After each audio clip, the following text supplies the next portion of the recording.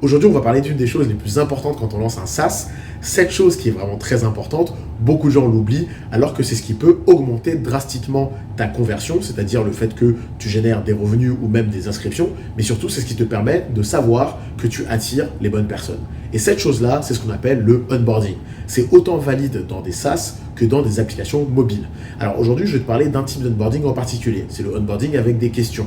Parce qu'en fait, tu peux faire un onboarding de différentes manières, sous différentes formes. Parfois, ça peut juste être des explications, parfois ça peut être un petit guide, mais là, je vais parler de ceux qui posent des questions, parce que c'est le plus intéressant quand on fait un SaaS. Quand tu vas faire ton SaaS et que la personne s'inscrit, tu vas lui mettre une liste de questions. Parmi ces questions, le but de ces questions, c'est de les qualifier. C'est de qualifier la personne qui arrive et de l'amener petit à petit à comprendre ce que tu es en train de faire comme SaaS, comme application. Moi, j'ai 3 questions qui reviennent systématiquement dans la liste des questions, qui pour moi sont les plus importantes.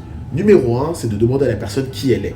Alors, le qui tu es, bien sûr, je ne vais pas le dire aussi simple que ça va dépendre de ton SaaS. Tu vas changer la question, la twister un peu. Mais l'idée avec cette question, c'est de savoir qui sont les gens qui s'inscrivent. Est-ce que c'est des étudiants, des freelances, des machins? Est-ce que c'est une personne qui fait X, une personne qui fait Y, etc.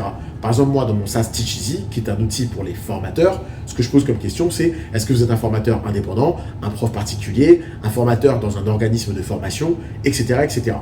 La deuxième question très importante à demander, c'est qu'est-ce que la personne vient rechercher? Et cette question, elle sert à qualifier le problème et à être sûr que tu es en train d'essayer de résoudre le bon problème. Moi, par exemple, cette question, je la pose de la manière suivante, dans mon propre SaaS. Je dis, quelle est la chose la plus importante pour vous?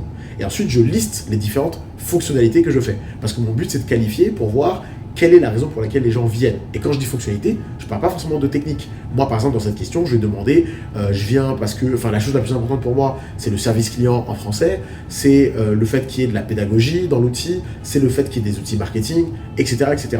Ça me permet de qualifier pour savoir est-ce que le problème que moi, je pense que je résous, qui est le plus important, est-ce que c'est pour cette raison que les gens viennent? Et donc, est-ce que j'attire toujours les bonnes personnes? Est-ce que je fais toujours les bonnes choses? Enfin, la troisième question qui est la plus importante, j'en ai d'ailleurs fait une vidéo YouTube qui s'appelle « J'ai dépensé 60 000 euros, voici combien j'ai gagné ». N'hésite pas à aller la voir sur ma chaîne YouTube Le Dev Ultime. Mais cette troisième question, c'est tout simplement comment vous nous avez connus. C'est très important de savoir les gens qui viennent, comment ils t'ont connu. Parce que c'est comme ça que tu sauras si tes techniques marketing, ton acquisition fonctionne proprement. Est-ce que les gens t'ont connu via le référencement, via des partenariats, des micro-influenceurs, etc., etc. Ton but, c'est de mettre des réponses qui sont à peu près correctes par rapport à ce que tu fais. Ne mets pas des réponses de choses que tu ne fais pas. Tu ne mets pas, par exemple, publicité si tu sais que tu ne fais pas de publicité, par exemple. Ça n'a aucun intérêt. Voilà. Aujourd'hui, tu sais maintenant ce que c'est qu'un onboarding et les 3 plus grosses questions. Alors, en attendant, like la vidéo et abonne-toi.